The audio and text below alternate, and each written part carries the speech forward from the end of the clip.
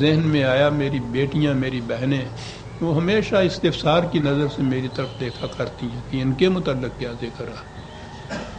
یہ داستان کچھ بڑی جگر پاش سی ہے، جو کچھ ہم نے عورت کے ساتھ کیا ہے دنیا میں فخر کے ساتھ ہم سار اٹھا کے یہ باتیں کرتے ہیں، ممبر سے، محراب سے، اسٹیج سے، پلیٹ فارم سے، پارلیمنٹ کی اسٹیج سے، کہ اسلام نے جو عورت کا درجہ دیا ہے دنیا میں کہیں نہیں مل سکتا۔ اور درجہ یہ ہے جو قانون بن رہے ہیں اس میں کہا جا رہا ہے کہ عورت کو ووٹ دینے کا حق نہیں ہوگا۔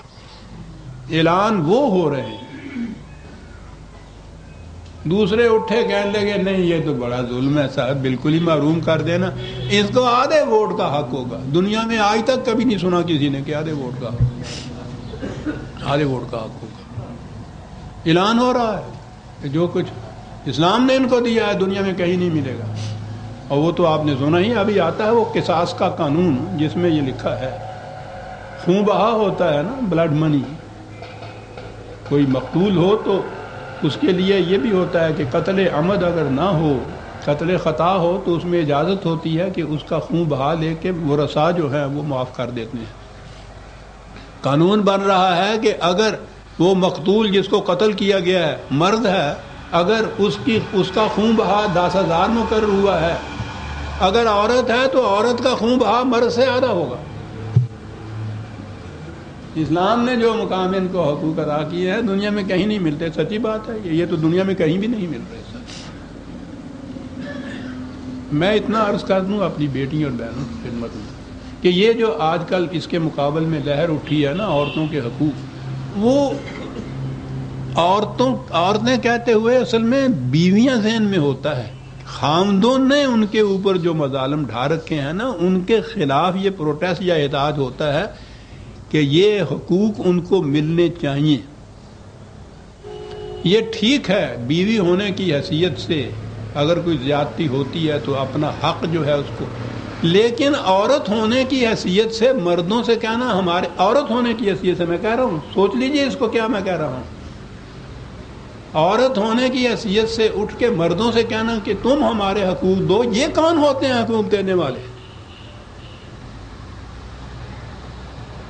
قرآن نے عورت کا مقام دیا ہے، یہ یاد رکھیے، حقوق اور مقام میں بڑا فرق ہے۔ کہیے کہ عورت کا مقام، اور عورت کا مقام یہ ہے جو مرد کا مقام ہے معاشرے میں وہی عورت کا مقام ہے۔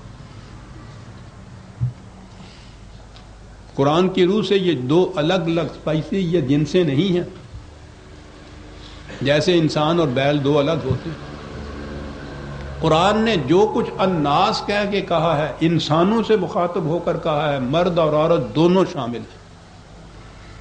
اس نے جو کچھ مومن کی حیثیت سے کسی کو کہا ہے اس میں مومن مرد اور عورت دونوں شامل ہیں، کہیں تفریق نہیں کی قرآن نے۔ وہ جو طبی فرائض ہوتے ہیں وہ تو دوسری چیز ہے، انسان ہونے کی حیثیت سے، مومن ہونے کی حیثیت سے کوئی تفریق نہیں کی قرآن نے۔ حتیٰ کہ قرآن کریم کی روح سے عورت کو حکومت کے اندر مداخلت کا بھی حق حاصل ہے۔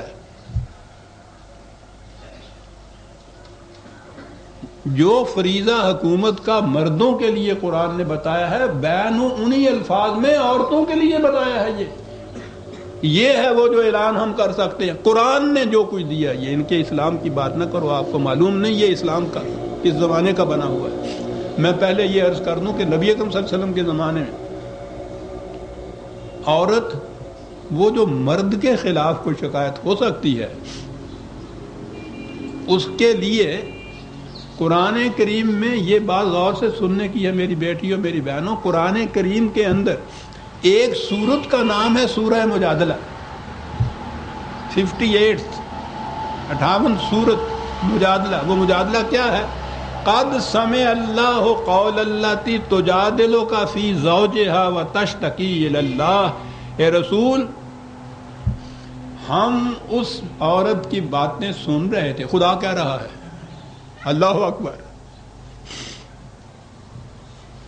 ہم اس خاتون کی باتیں سن رہے تھے جو اپنے خاوند کے ایک بدسلوکی کے خلاف شکایت کر رہی تھی، اور وہ شکایت تم سے نہیں کر رہی تھی، کسی اور سے نہیں کر رہی تھی، وہ شکایت ہم سے کر رہی تھی، ہم جواب دیں گے اس کا۔ اور اس کے بعد اس کا جواب خدا کی طرف سے ملا۔ قرآن میں کسی اور کو یہ مقام حاصل نہیں جو اس خاتون کو یہ مقام حاصل ہوا، اور اس کی شکایت کی بنا کے اوپر قرآن کے اندر ایک قانون آ گیا۔ بیوی کی حیثیت سے میں یہ عرض کر رہا ہوں، عورت کی حیثیت سے مقام اور آزادی کی صورت میں وہاں کی عام خواتین جو تھیں ان کا بھی ذکر نہیں کرتا، امہات المومنین کا ذکر بھی نہیں کرتا، جنہیں لونڈیاں کہا جاتا ہے۔ قرآن نے تو ان کو آزاد کر دیا تھا، لیکن بہرحال اس زمانے میں ابھی ان کو لونڈی کہا جاتا تھا۔ لونڈی برہرہ کا واقعہ بڑا مشہور ہے کہ وہ مالک یا خامند ایک ہی اس زمانے میں ہوتا تھا جب وہ لونڈیاں ہوتی تھی، لیکن قرآن نے آ کے ان کو اجازت دی تھی کہ وہ آزاد ہو سکتی ہیں، ان کا جی چاہے تو ان کو چھوڑ کے چلی جائیں، وہ اپنے خامند کو چھوڑ کے چلی جائے۔ حضور نے یہ کہا، انہوں نے یہ کہا اس کے خامند نے کہ ان سے آپ کہیے کہ ایسا نہ کرے، وہ آ جائے گھر میں۔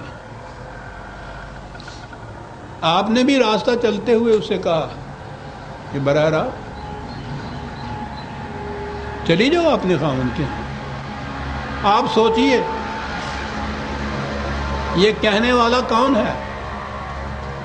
کہنے والا رسول بھی ہے جس پر ایمان لا کے وہ مسلمان ہوئی ہے، کہنے والا ایک بزرگ بھی ہے مدینے کا، کہنے والا سربراہ مملکت بھی ہے، جس سے کہا جاتا ہے، میں اس دور کے مطابق کہہ رہا ہوں، عام سطح کی وہ خاتون بھی نہیں، جیسا کہا جائے لونڈی ہے، اس سے یہ کہہ رہے ہیں کہ آپ چلی جاؤ، اور وہ کہہ رہی ہے کہ حضور یہ فرمائیے کہ یہ خدا کا حکم ہے یا آپ کا مشورہ ہے؟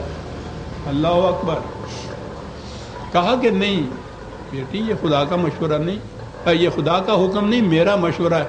تو کہا کہ معاف فرمائیے، پھر میں اپنے معاملات آپ سے بہتر سمجھتی ہوں۔ وہ ادھر چلی گئی اور یہ تبسم فرما پیشانی ادھر چلے گئے، نہ ادھر پیشانی پہ بال آیا، نہ ادھر اشک ندامت ہوئے کہ میں نے کیا کہہ دیا ہے۔ یہ تھا مقام۔ یہ جو آج مقام دیا جا رہا ہے، جس کو ہم کچلی ہوئی، یہ مقدورات ہمارے مظالم کی، 1000 سال کے مظالم کی کچلی ہوئی، جسے آپ اپنا حق سمجھ کے بھیک مانگ رہی ہیں ان سے، اور ان سے کہتے ہیں اجازت نہیں ہے باہر نکل کے بات کرنے کی۔ انہیں پتہ ہے یہ کہاں کے قوانین بنے ہوئے ہیں کہ خون بہا بھی اس کا مرض سے آدھا۔ یہ زندگی کی قیمت، یہ ہمارا دور ملوکیت جو ہے، عباسیوں کا زمانہ، یہ اس زمانے میں یہ آپ کے احکام بنے تھے، جن کو فقہ کے احکام کہتے ہیں اور جن کو آج اسلامی احکام کہہ کے نافذ کیا جا رہا ہے۔ یہ اس دور کے بنائے، انسانوں کے بنائے ہوئے قوانین، خدا کے نہیں ہیں، ملوکیت کے دور کے۔ اور ملوکیت آپ کو پتہ ہے کہ کیا تھی؟ ایک خلیفہ کے حرم میں 3-3 ہزار لونڈیاں ہوتی تھی۔ بغداد میں ایک منڈی تھی جہاں اس سے پہلے مویشی بکا کرتے تھے، نخاس اس کو کہتے ہیں عربی زبان میں، مویشیوں کی منڈی، مویشی کم ہو گیا نے، اس منڈی میں عورتیں بکا کرتی تھی۔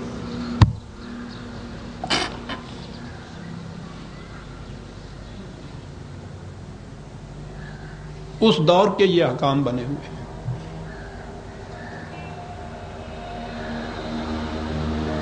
ورنہ قرآن نے عورت کا تو یہ مقام، جیسے میں نے عرض کیا، فرق ہی نہیں ہے مرد اور عورت کے اندر۔ جہاں وہ رشتہ ازدواج میں منسلک ہونا چاہے اپنی مرضی سے، قرآن نے اس کو معاہدہ کہا ہے، باہمی ایگریمنٹ کہا ہے، کانٹریکٹ کہا ہے، وہ تو دونوں کی مرضی سے ہوتا ہے۔ جو شرائط جی چاہے اس میں لکھا سکتی، عہد نامہ ہے، ایک ایگریمنٹ ہے باہمی، فریقین کی مرضی سے وہ طے ہوتا ہے۔ جب بھی وہ دیکھے کہ یہ چلنے کے قابل نہیں ہے، فریقین میں سے جس کا جی چاہے اس کو الگ کر دے۔ اس میں شرائط ہونی چاہیے، برابر کی شرائط ہونی چاہیے، جو شرائط بھی جی چاہے اس میں لکھی جائے، عہد نامہ جو ہوا۔ یہ ہے ازدواجی زندگی جو ہے۔ باقی رہے باہمی تعلقات تو قرآن کہتا ہے کہ یہ مودت، محبت، رحمت، سکینت کے تعلقات میاں بیوی کے آپس میں ہوں گے. یہ ہے عام معمول. اور اس